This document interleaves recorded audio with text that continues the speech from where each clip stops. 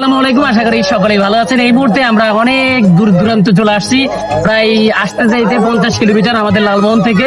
এই মুহূর্তে আমরা রয়েছি চরপেশন খাসমহল মসজিদের সামনে। কত সুন্দর আপনারা দেখতেই পাচ্ছেন খাসমহল মসজিদ। আপনারা মসজিদটা দেখলে কিন্তু মন জুড়িয়ে যাবে, ভিতরে গিয়ে নামাজ পড়লে আরো আপনাদের কাছে প্রশান্তি লাগবে। এই মুহূর্তে আমরা রয়েছি চরপেশন খাসমহলের মসজিদের একদম ঠিক সামনে। আপনারা আমাদের চোখের সামনে দেখতেই পাচ্ছেন বা আপনাদের চোখের সামনে দেখতে পাচ্ছেন একটি কি বিশাল সুউচ্চ একটি মিনার। দক্ষিণ এশিয়ার মধ্যে 3টি মিনার রয়েছে, যে মিনার ভারতে ইন্ডিয়াতেও নেই।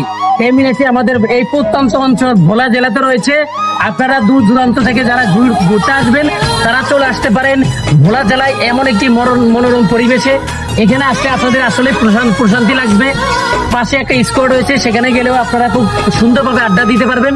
এখানে একটি মসজিদ রয়েছে, এখানে একটি টাওয়ার রয়েছে, মানে অন্যরকম একটা পরিবেশ। ভোলা জেলা মানিয়ে সারা মানে প্রাকৃতিক দৃশ্যগুলো উপভোগ করতে চাইলে আপনারা চলে আসতে পারেন ভোলা জেলাতে। ভোলা জেলার 10টি থানা, এই 10টি থানায় ঘুরে ঘুরে আপনারা প্রাকৃতির সাথে মিশে যেতে পারবেন। খুবই ভালো লাগবে আপনাদের কাছে। অবশ্যই চলে আসবেন প্রত্যন্ত অঞ্চল থেকে।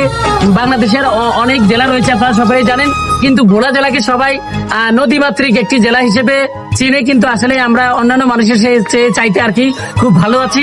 ভোলা জেলাতে চলে আসবেন, ভোলা জেলায় এসে ভোলার জেলার সৌন্দর্যগুলো উপভোগ করবেন। এটাই আপনাদের কাছে বা আপনাদের কাছে আমাদের প্রত্যাশা। আলহামদুলিল্লাহ।